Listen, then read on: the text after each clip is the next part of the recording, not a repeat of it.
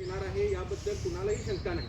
तरी पण आपण जो लढा देत आहात त्यामध्ये आम्ही तुमच्या सोबत आहोत हे सांगण्यासाठी आम्ही इथं आलेलो आहोत। तर भारतीय संविधानाचं प्रास्ताविकाचं आपण एक सामूहिक आम्ही भारताचे लोक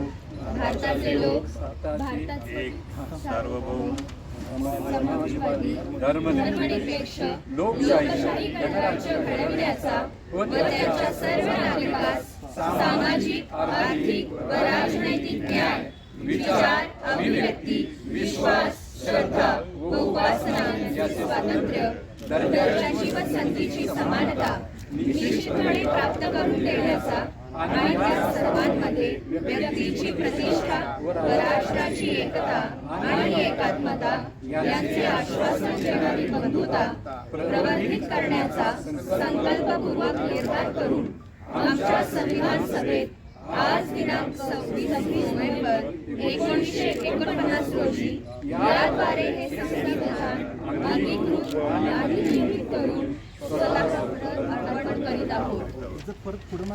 आम्ही भारताचे लोक भारताचे एक सार्वभौम समाजवादी धर्मनिरपेक्ष लोकशाही गणराज्य घडविण्याचा व त्याच्या सर्व नागरिकास सामाजिक आर्थिक व राजनैतिक न्याय विचार अभिव्यक्ती विश्वास श्रद्धा व उपासना यांचे स्वातंत्र्य दर्जाची व संधीची समानता निश्चितपणे प्राप्त करून देण्याचा आणि त्या सर्वांमध्ये व्यक्तीची प्रतिष्ठा व राष्ट्राची एकता आणि एकात्मता यांचे आश्वासन देणारी बंधुता प्रवर्धित करण्याचा संकल्पपूर्वक निर्धार करून आमच्या संविधान सभेत आज दिनांक 26 नोव्हेंबर 1949 रोजी याद्वारे हे संविधान अंगीकृत आणि अधिनियमित करून स्वतः प्रत अर्पण करीत आहोत। भारतीय संविधान चिरायू हो, छत्रपती शाहू महाराजांचा विजय हो, छत्रपती शाहू महाराजांचा विजय हो, इन्कलाब जिंदाबाद, लढेंगे जीतेंगे।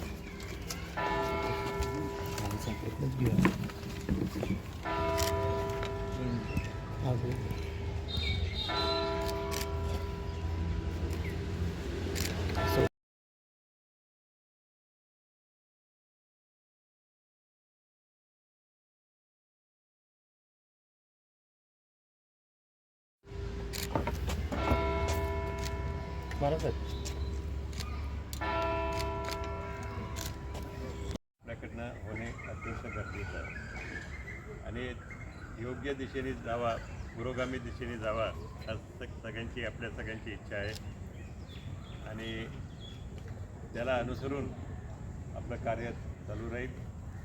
तर श्री शाहू महाराजांचा आपल्याला विचार आहे, शिवाजी महाराजांचाही त्याबरोबर मध्ययुगीन काळात जे काय घडलं न्यायासाठी ते झगडले त्याचाही आपला पाठिंबा आहे आणि नंतरच्या आधुनिक काळात फुले आंबेडकर शाहू महाराज त्या सगळ्यांचे विचार करून आपण पुढे जातो आहे आणि त्यामध्ये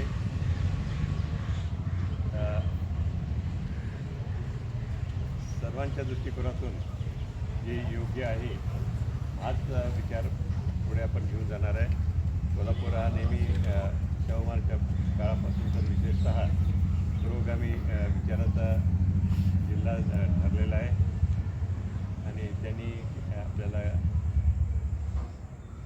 चांगलं मार्गदर्शन समतेचं आणि सगळ्यांना एकत्र पुढे नेण्याचं हे कार्य चालूच राहील. आणि आपल्या कोल्हापूरच्या दृष्टिकोनातून राजाराम महाराजांनी त्यावेळेस हायकोर्ट इथं एस्टॅब्लिश केलं होतं, लॉ कॉलेजही एस्टॅब्लिश केलं होतं. या लॉ कॉलेज तर आपलं चालू आहे, पण हायकोर्ट त्यावेळेस विलिनीकरण त्यानंतर बंद झालं. ते पुन्हा एकदा सुरू होण्याच्या दृष्टिकोनातून कमीत कमी इथं एक बेंच सुरू होईल. कमीत कमी पहिले काय सर्क्युलेटला बेंच, सर्किट बेंच, पहिले सर्किट बेंच तरी होईल किंवा नंतर.